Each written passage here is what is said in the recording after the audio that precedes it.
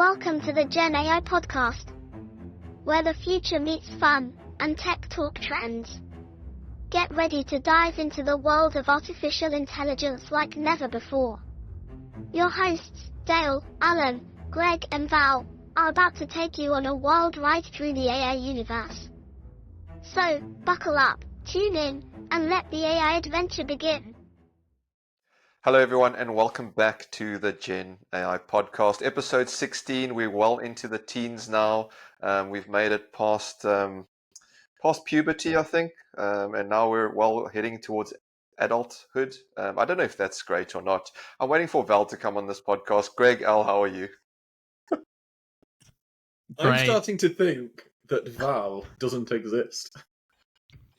Yes. He's a myth. We're training the model so that we can simulate him. Well, I was toying around the other day with character.ai, which is an app you can download on your phone, and you record 15 seconds of your voice, and you can tell it who you are, and basically you can just let it go. And myself and a colleague we basically just let our two character.ais talk to each other, and just carried on. It just went and went and went, which is fascinating. So listeners, if you want to try out some cool AI with your own voice, go ahead and do that. But off the back of the last one, Greg, you got some interesting feedback on your governance as a service. So I want to start there because you've been back and forth with some listeners, and it's been good to have an open air debate. We like that. It creates perspective. But does definition and understanding of terminology matter? As a general question, of course it does. Of course it does. And this is where, if we don't have definition, we literally cannot communicate. It doesn't work. And to be honest, if definitions are terrible as well, it's actually worse than not having a definition in the first place, because people then think they know that people think they're talking about the same thing, and actually people are talking about very different things, which is when confusion and it's not even a debate. It's just confusion and misalignment happens. Yeah, and I know I was being a little bit provocative there in asking you, does it matter or not? But of course it matters. But then it goes into what you were just saying about, okay, what makes a bad definition then? Well, for me, let's start. What is a good definition? A good definition is, I would say, it's relatively simple, so you can read it and understand it. It's exclusionary, so it says what the thing isn't, not just what it is. And to a certain extent, it's quantifiable, or the walls are very, very clear. So it's not, it's a general feeling about how people feel. I'm like, well, that's a good definition if we're talking about what isn't metal. It's like something, but if you're talking about some kind of social structure, I'd be like, I have literally no idea what you're talking about there. So I'd package it in those things. It's very simple. I know what something is, and I also know what something isn't, and I can measure or test those two things to see if something is a thing. So, for example, if I said a duck is a brown feathered bird, and I saw something and it was a yellow lion, I'd be like, well, it's not brown. It's not a duck. Clearly. So I can be very exclusionary like that. Alan, I'd love you to come in on this. Where do I start? So I guess I could make a joke about metal, because under one of its definitions, it is a social structure. You just have to think about metal, not metal. Mm-hmm. And I'm making these examples in a pointed way, but also, if you think about, so like in computer science, there's a thing called duck typing, which is what Python uses versus, I'm going to go into the details, but basically there's a saying like, if it walks like a duck and it moves like a duck and it looks like a duck, then it probably is a duck. And for me, like, really a definition is just an agreed upon convention, right? So like, it leads to all the things that you said, Greg. right? But like, if we agree that instead of it being called a duck, it is called a lion, Mhm. right, within this group, then that definition is valid for our group, right? And it's always about semantics and context in a sense of like, where is that definition agreed upon, right? So you'll have terms in different domains that mean completely different things because the same term has been has like, you just think about the meaning of the word critical, right? If you go to planners, it's got a completely different meaning than the rest of the planet. Why? Because planners have agreed within their community that that's what it means. So definition is none other than a widely agreed convention, I think. Yeah, it's interesting. The other one that also springs to mind is baseline. You ask different people, what do you mean by baseline? This is our And third That one is baseline. not a definition because it's not agreed upon. Exactly. Yeah. But something else that's also a little bit ambiguous, I think, in terms of definition, is we have a lot of people airing their views and opinions on whether or not AI is good or bad, or will make a difference or won't. Do we need to define what good AI is or isn't in order to have this, or is it all going to be opinion based? Well, you see that the problem I think here is that good is a very subjective word, right? Again, good doesn't have a definition because there isn't agreement, right? So good has a description for everybody of what it kind of should mean, but especially if we're talking about like what does good AI look like, you're not going to get agreement, right? And places like LinkedIn, which I dominated by just people talking at each other from their own personal opinions, will be littered with all sorts of, on one side, doomerism, on one side, over enthusiasm, and based on probably like very little experimental or factual data as well.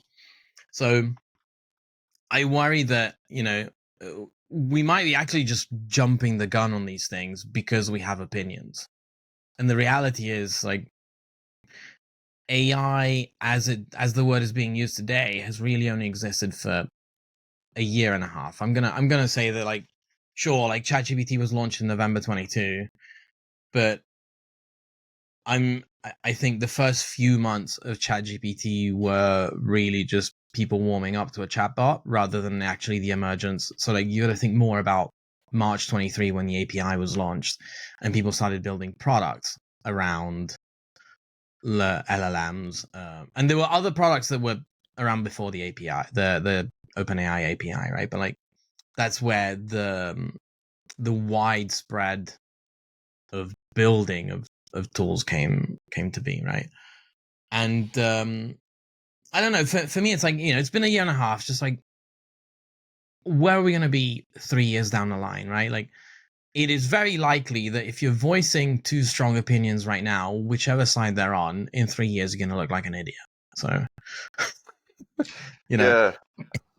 No, it's an interesting one. And there was a comment I saw by, I think we all know Lawrence Rowland. Shout out to Lawrence. That yeah. posted, Shout out to Lawrence. Love Lawrence. yeah, AI does 20% of my work. And he put they, haha, dumbass, it only can't do all of your work type thing. And he goes, AI does 20% of my work. And that's like, 1 day of your entire week. That's amazing. Like, I think you said it before, Al, we basically taught sand how to think.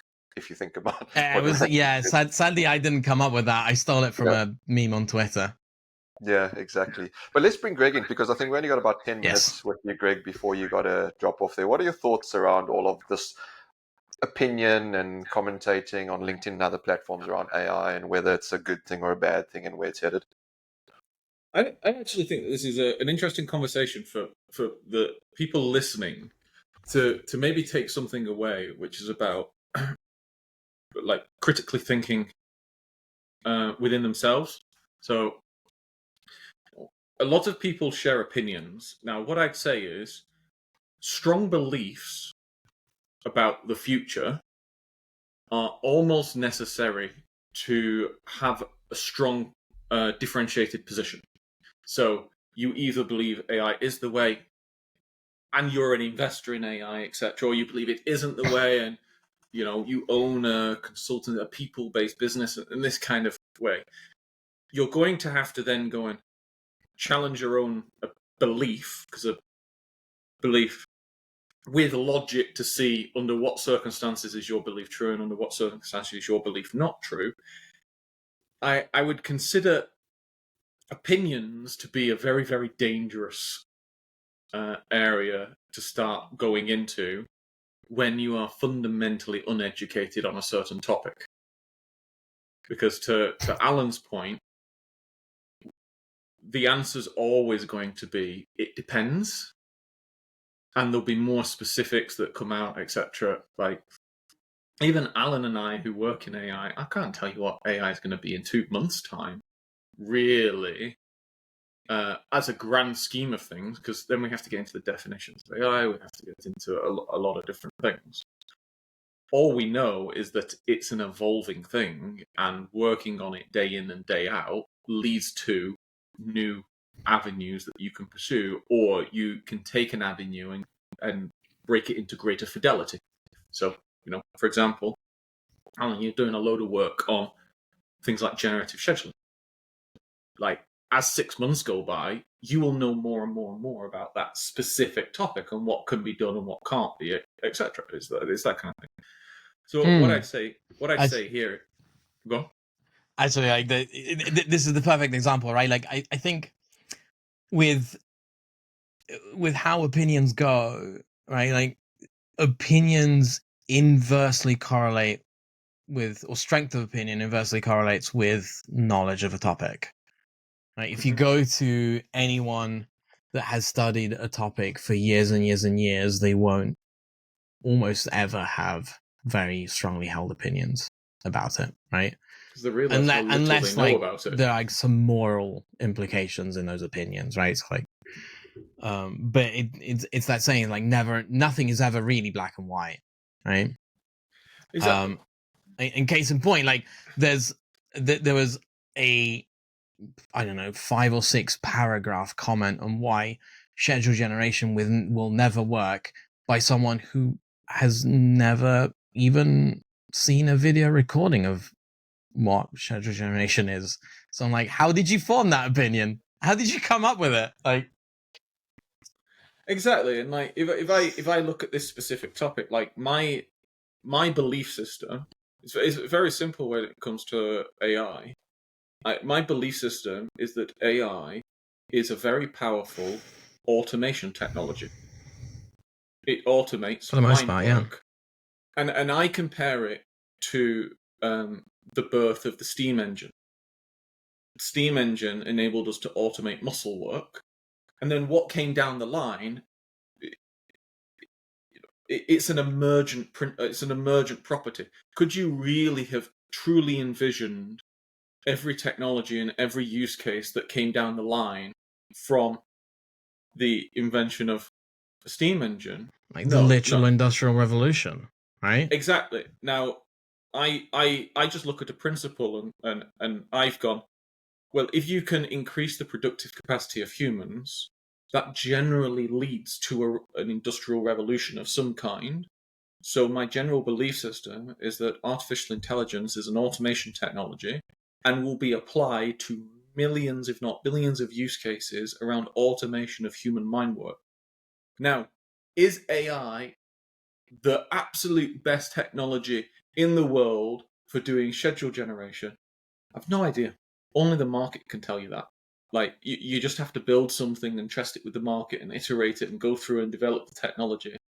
Not a clue. But one thing I do generally know is that economics wins. If it is, it will win in the long run. So, there are lots of people who are like, well, cars, they'll never do anything. And you can see the old newspaper reports about people saying cars will never do anything and, we want to stick with our horse and cars. Okay, cool. Have your opinion. I mean, it was the same with the steam engine, right? Like, you can never replace workers, and this is going factory workers, and this is going to destroy the economy, and it actually created an enormous boom. And I think this is what's going to happen, right? Like we're recording this in the middle. I don't know when it's going to come out. I mean, in a couple of days, so it's probably still relevant. But we're recording it in the middle of a retraction. Retraction? That's not the right word. A downturn on the valuations of the of big tech, right? And I think about this, right? Like these, like people are pulling out of these investments on the basis that Google, Amazon, and Microsoft have said we're only at the beginning and we're really going to see the returns in 2025, 2026. And people are like, oh, this is like kind of like the Instagram attention span kicking in now. Like, oh, that's not good enough, right? Like you invented AI, you need returns now. And I'm like, I mean, it's been, I am holding my Gemini's like personally. 4 months old, right? Yeah, exactly. I'm actually buying on the way down, right? Like it is ridiculous, right? Like I bought a ton yesterday. Purely because, again, strong belief, automation. Microsoft has forged such a strong position in workplace productivity. That's what all of its software is there to do. And then suddenly a technology comes about which can do a step change in workplace productivity. Imagine the pricing power that it's going to have. Therefore, do I think that it is going to produce growth ahead of inflation going forward? I don't know. Most likely. But this is the definition. This is an opinion. That is an opinion, but I'm not imposing that opinion on anyone. And actually, coming full circle, the one thing there's two things that my father said to me that relate to this. Number one is, when someone expresses an opinion or a view, ask for definitions. Because you'll actually learn more about what they think asking for definitions than you will actually asking about the opinion in itself. And then, and then the second thing is, the lesson was, in the workplace, no one is special. Everyone is replaceable. There is not one person who is so special they're not replaceable. Now, that's not to say that humans don't have intrinsic value, because a human is not a role. Humans do roles, but so do machines. Machines do roles. A role is a job that needs to be done. So we need to separate those two concepts. But people in roles are not special. Roles come and go every single day. So in this sense, I'm going, could I see a vast amount of roles get rewritten at a higher pace than they already do today? Because almost everyone who listened to this will have heard about a redundancy happening in their company at some point, at some place in time, when roles will be rewritten. Well, yeah, I could probably imagine that it's going to happen. Yeah, it's a fascinating discussion, I think.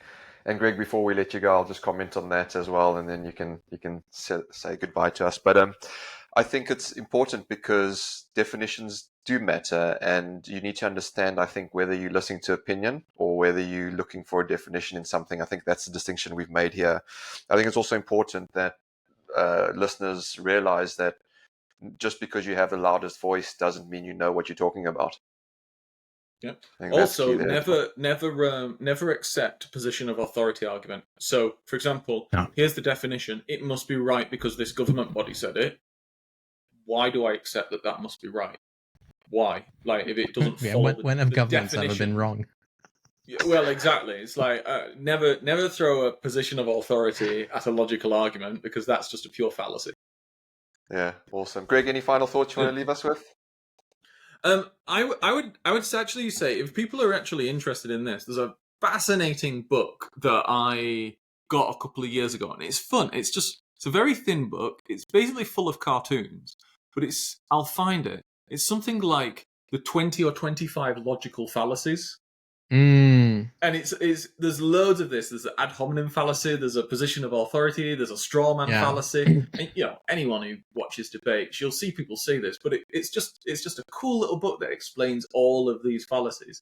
And I would recommend people just to skim read things like that, because it's such a small amount of knowledge that lets you call BS in such a large amount of things. Yeah, but Greg, you see, the problem is that will cause an increase in the amount of self-awareness, and people are usually not very comfortable with self-awareness.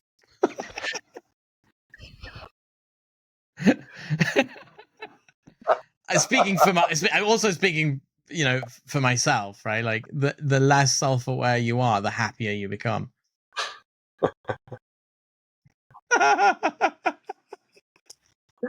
Great, Greg. We'll send you on your way. Thanks for Cheers, joining us on Greg. this episode. But no, I think it's fascinating, Al, if we pick up on those few points there, because Yeah. it's it's difficult, I think, sometimes, especially if you don't know much about AI or data or any new tech that's coming out, and you on LinkedIn looking for source of inspiration and information. You're just going to And find people criticizing anything that comes up. Yes. you know what I mean? And then you usually you go to your, those within your network. Perhaps it's someone at work, maybe it's not. If you don't have anyone at work, you're going online. LinkedIn is supposed to be the professional network where you get professional opinion and views, but arguably it's becoming less professional. And Hey, it's a difficult one to answer. this is the interesting bit, right? Like LinkedIn specifically, was supposed to be like a professional social media, but there's no there's this human habit, right? Like why? This may be a bit of a side rant. It's not a rant. It's like a side reflection, right? But like, why is or was Big Brother so interesting, right? And or Love Island or any of these things, right? Like where basically you just point cameras at people for weeks. And there was a social experiment. I can't remember who did it, but I remember who told me about it. It was Penn Jillette, who, apart from being one of the top two magicians on the planet, the other one being his partner, is also an incredible, I would call him a modern philosopher. So I was lucky enough to have dinner with him. He was telling me about this notion that if you point a camera at anyone for 4 hours, and someone did this experiment, they will basically like force them to talk. They will very, very quickly descend into something that looks incredibly stupid. So like we are very good at turning ourselves into fools when we're given too much platform. And the problem with social media is that everybody has infinite platform. So a lot of the time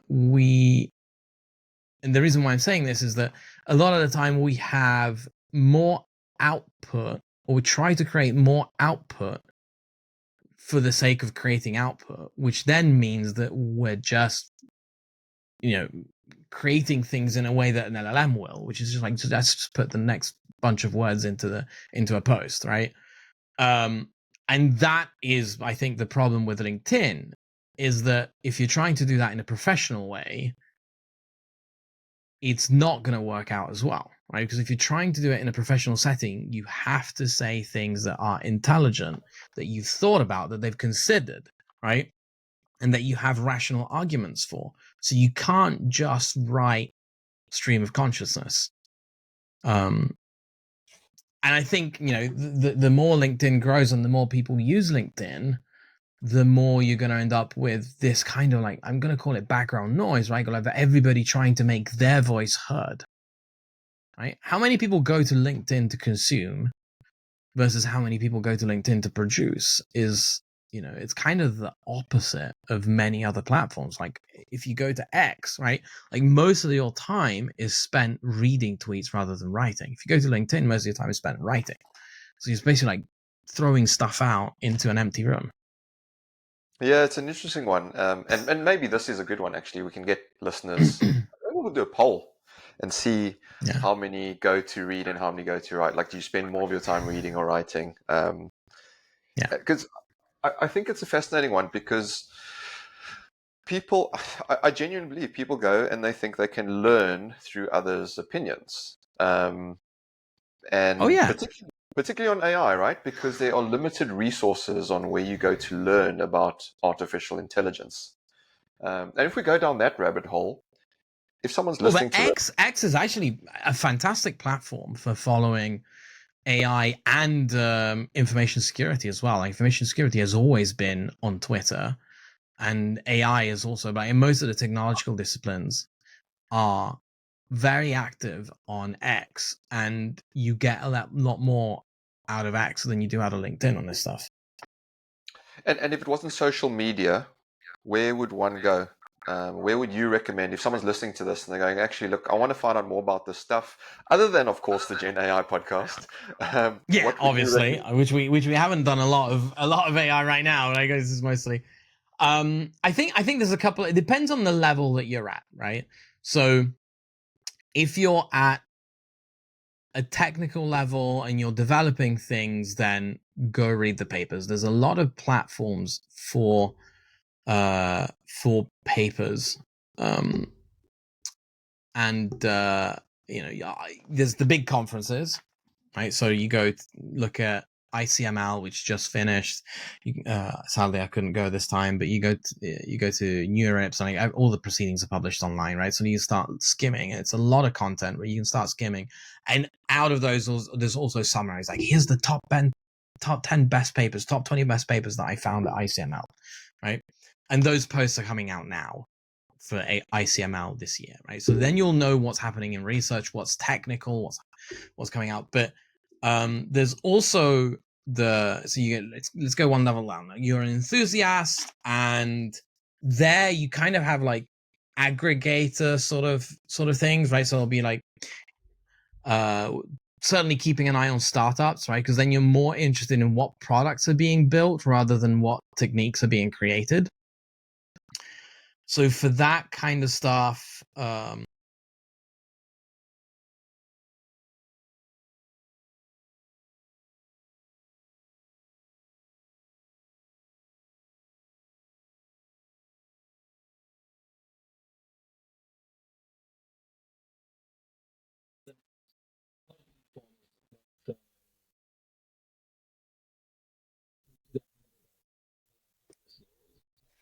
then if you're just getting started and you kind of like want to know what is this all about, then there's all like the beginner content, which will take you from, I don't even know what AI stands for in terms of what the letters stand for, all the way to like knowing what the different types of models are and all that stuff. And that's like usually on places like Coursera or deeplearning.ai is a big one. Yeah, so Al, if I just jump in there, I think we've lost your main mic there, but I think we can just make out what you're saying. But just for those that don't know what ICML is, it is the International Conference on Machine Learning, and we'll post a link in the show notes on that for you. But I think you're right, Al. There's a lot of different resources out there other than LinkedIn, is what we're saying. And, I think we've got to diversify our sources of information. Because if you're just going to one source of information, typically what you're going to do is you're going to hear from the same people. That's what the algorithms do. It's either those that you've been speaking to on your phone, Big Brother's watching you and hearing you and listening. And so you'll typically see the same voices and the same posts from the same people. You'll probably end up in an echo chamber.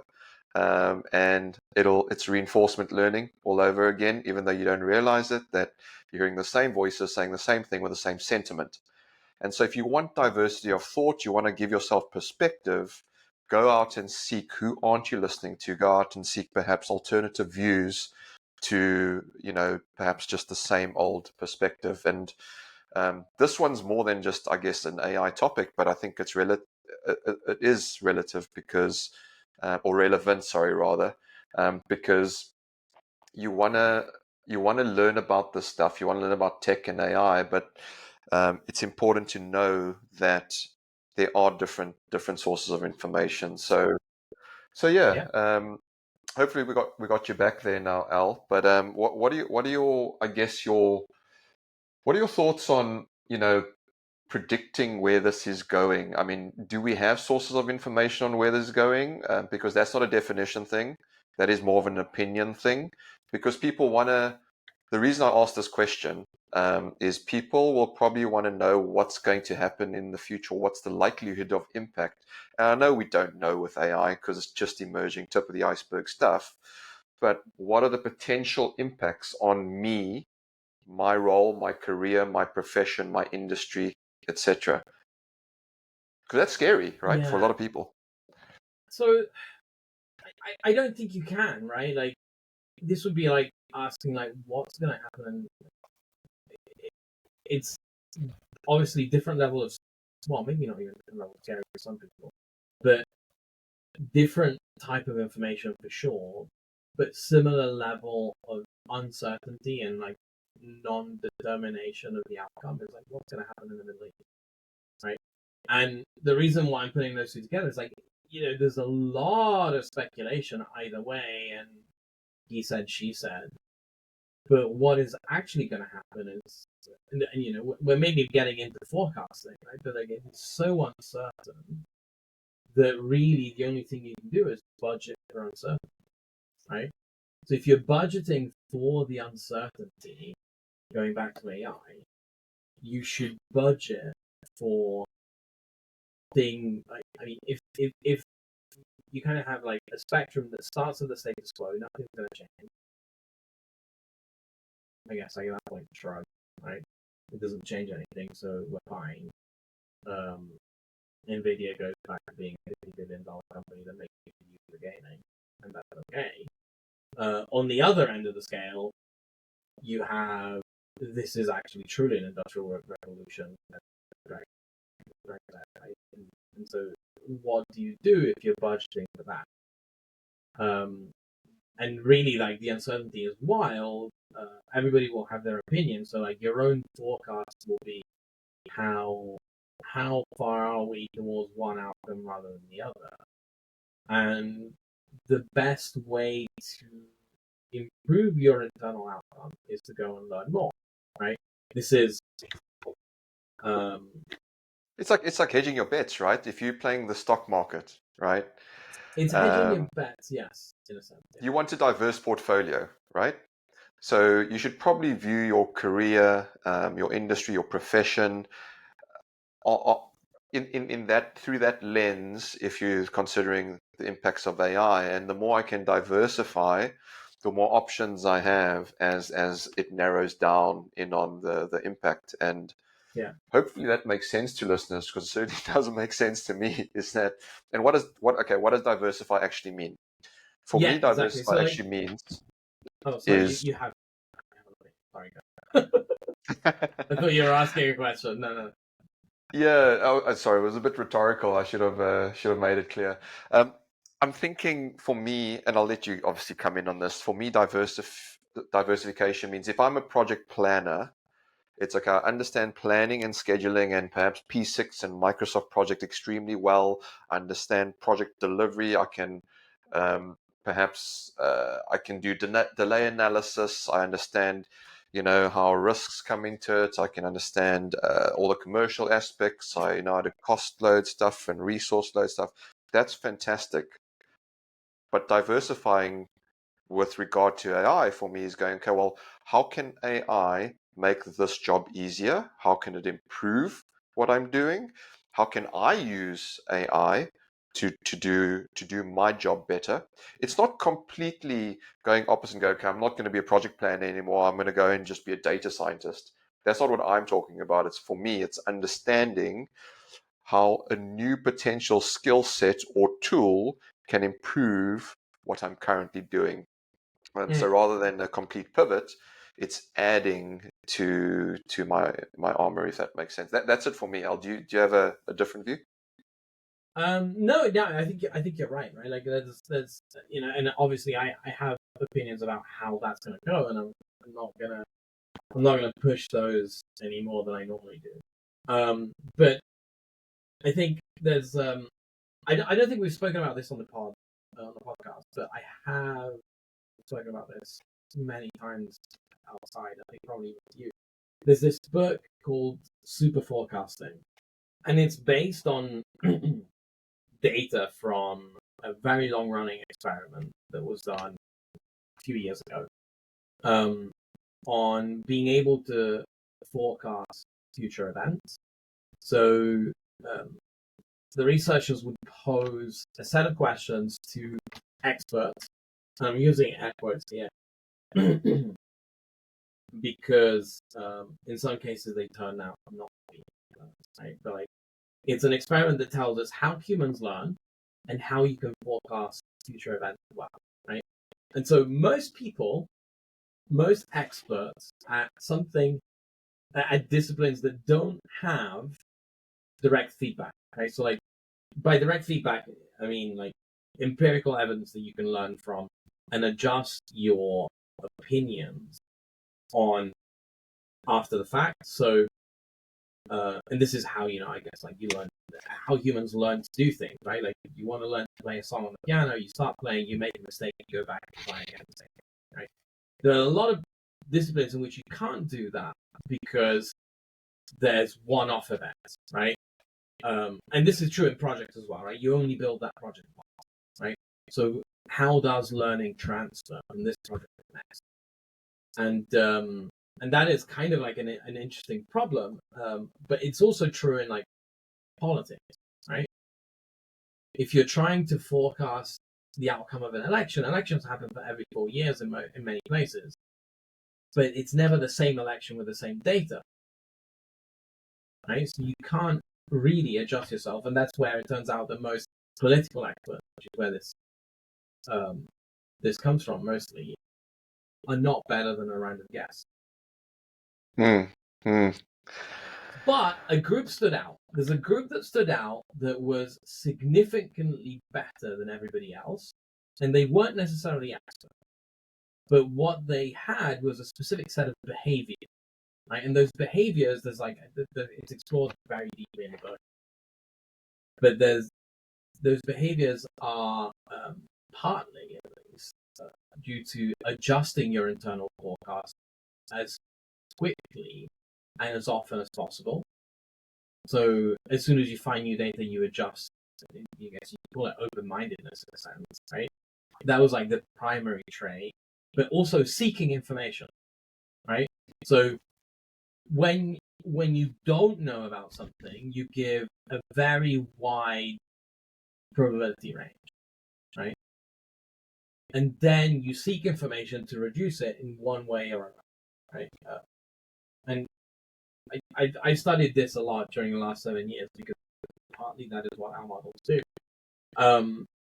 And it's interesting because like there's a very big difference. And if you adopt those behaviors, you will start to form internal opinions that are more valid on what is going to happen in the future with whatever discipline it is, right? We're talking about AI, right? So like going and finding out what are people working on? What are they building? What are they researching? Gives you an idea of the direction of travel. Because right now, all you see otherwise is what people are releasing, which is what have they done, right? And, if we're talking about video, for example, Runway Gen 3 is what was completed like 4 or 5 months ago, right? But like what's being built is already 4 or 5 months ahead of Runway Gen 3, which like recently, right? So, GPT-4o, same thing, right? It got released, like that's done. What is happening now, right? I mean, you got Claude 3.4, 3.5, Llama 3.1, all the others, right?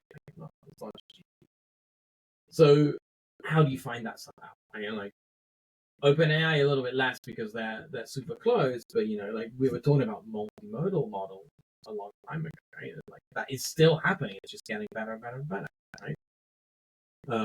And long context and all this stuff. Like, how does that all come together? Yeah, I think you're right. And the other one, we've said it before, but if you're listening to us for the first time, the other one is use a large language model to ask itself about itself, what it actually does. Because you can get feedback, ask different ones as well, diversify, ask Claude, ask Gemini, ask ChatGPT, ask it about all sorts of different things. Google. What I'm saying is it's not just LinkedIn, right? There's X, there's others. But I think back to your point is that if you do widen the net, so to speak, or widen the the horizon, it allows you to, and I don't really like the word pivot or adapt. It allows you to adapt easier in the future because you've now armed yourself with the ability to adapt. But if you're not aligning yourself with the ability and the skills to adapt, when the time comes to adapt, you won't adapt as easily or as quickly. I guess. And I mean, when things change, you'll be behind the curve. Yeah, and there's this notion of anti-fragility, and I'm sure that more than one person that listens to this podcast has used this term in the past. Right? Like anti-fragility is a term that was coined by Nassim Taleb, who is one of my personal heroes. And the idea is that variation in a system usually causes people to think about resilience, but resilience is being unaffected by change. Whereas anti-fragility is taking advantage of change, right? How do you turn this to your advantage? So thinking back to like, what is the probability of outcomes, right? Like status quo, you don't have to do anything. What if this is an industrial revolution? What do you have to do to make this something that goes to your advantage, right? Don't think about what's available now. Think about what's going to happen in 5 years. What do you need to change now so that what gets released in 5 years is something that you benefit from, right? And it brings you ahead of everybody else. And this notion of anti-fragility is fantastic, right? Like, we use anti-fragility in option trading a lot as a concept, right? Like, there's a lot of behaviors in that and ways of thinking, and I think doing it, applying some notions and concepts from anti-fragility properly to uncertain situations, you'll come out a big winner, right? And yeah, it's great because I think you know the difference between now, what's happening now and in the future, no one really knows, right? But if you can ready yourself and steady yourself for change, regardless, that's a good place to start. And I think the listeners will take a lot from this, even though we didn't speak about AI specifically, but it's the approach, the thinking around a changing world, and that's what AI brings, to our world, to our profession, and to delivering projects with better outcomes and better benefits for everyone. But look, we're heading towards the end of this pod, Al. Were there any final thoughts that you wanted to leave the listeners with? I think the one about, like, try and inform yourself, right? In the sense of, like, underlining the word yourself, in the sense of, like, just go get the information rather than get it from other people's opinions. Especially because a lot of those opinions, and we're seeing it right now, right? Like a ton of people trying to position themselves as an AI expert, and they've never even logged in, right? And they're just, I'm going to say, like, just throwing out opinions for the sake of throwing out opinions, trying to get some, like, free exposure out of it, right? So you don't want that to pollute your opinion. Go and find out for yourself. Go and look at what is out there. You don't have to become technical to do it, right? There's a lot of stuff that is digested in a simpler way and in an easy way, and you can use that to then form your own conclusion. And another easy way is just try these things, right? Like the Runway, there's ChatGPT, the Claude, but there's a lot of other products that are specific to certain things. Right, so if there's something you think, oh, maybe the AI for this thing that I'm thinking about, have a quick search. Yeah, there is plenty out there. The journey is only starting, so we will continue the journey. Hopefully you'll continue the journey with us as well, listeners. And so we thank you for spending another episode with us. It's always fun having this chat and having you with us on our journeys as well as everything unfolds. But thank you once again. We'll leave you there for now, and we'll see you on the next episode. Bye for now. Thank you. Bye.